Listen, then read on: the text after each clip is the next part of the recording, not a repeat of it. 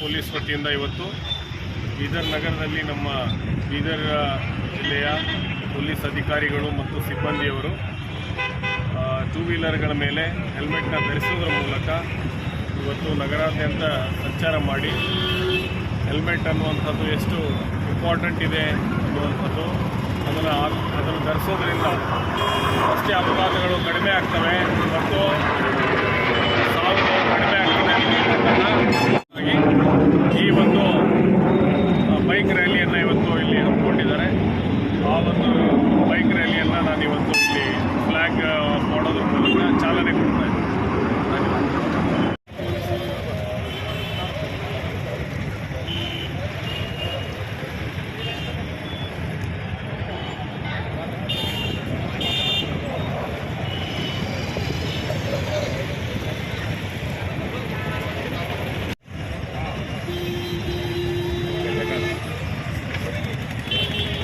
City ತೆಗೀರಿ, city ಬರ್ತಾವ್ರಿ ಹಂಗೆ.